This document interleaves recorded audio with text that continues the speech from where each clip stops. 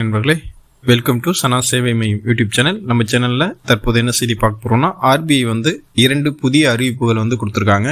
அது என்ன அறிவிப்பு அப்படிங்கிறத அந்த வீடியோவில் பார்க்க போகிறோம். அதுக்கு முன்னாடி நம்ம சேனலை சப்ஸ்கிரைப் பண்ணாதவங்க சப்ஸ்கிரைப் பண்ணிங்க. மத்திய ரிசர்வ் வங்கி ஜூன் 12 ஒரு புதிய வழிகாட்டுதல் வெளியிட்டிருக்காங்க.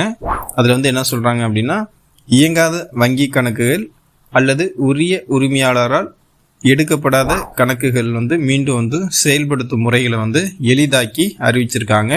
இதுவரை இப்படிப்பட்ட கணக்குகளை மீண்டும் செயல்படுத்துவதற்கு வாடிக்கையாளர்கள் பல்வேறு ஆவணங்களை அளித்து நேரில் கிளைக்கு வர வேண்டும் என்ற கட்டாயம் இருந்துச்சு. இதனால் பலர் தங்கள் தொகைகளை திரும்ப பெற முடியாமல் இருந்தாங்க. இப்போது ரிசர்வ் வங்கி எளிமையான 3 வழிகளை அறிவிச்சிருக்காங்க.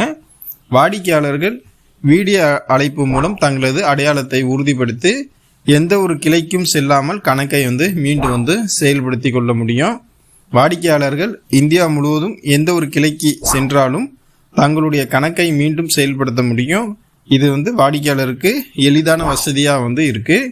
வங்கிகளால் நியமிக்கப்பட்டுள்ள வணிக நிருபர் மூலமாகவும் இந்த சேவையை பெறலாம் அப்படின்னு அறிவிச்சிருக்காங்க. குறிப்பாக கிராமப்புறங்களில் உள்ள வாடிக்கையாளர்களுக்கு இது மிகுந்த பயனை வழங்கும்.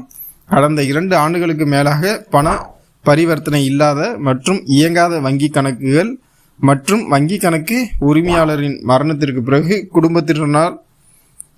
குடும்பத்தினரால் பயன்படுத்த முடியாமல் இருந்த தொகையை வங்கியில இருந்து எடுப்பதற்கு இது உங்களுக்கு உதவும். இந்த நடவடிக்கை மூலம் வாடிக்கையாளர்களுக்கு உரிமையான பணத்தை எளிதாக பெறும் வாய்ப்பு ஏற்படுது. வங்கிகள் மற்றும் நிதி நிறுவனங்களில் இருக்கும் 42,000 கோடிக்கும் மேற்பட்ட உரிமை கோராத வைப்பு நிதிகள் மீண்டும் வாடிக்கையாளர்கள் பயன்படுத்தும் வகையில் கொண்டு வருவது ரிசர்வ் வங்கியினுடைய இந்த புதிய அறிவிப்பினுடைய நோக்கமாக ரிசர்வ் வங்கி சொல்லியிருக்காங்க. நன்றி.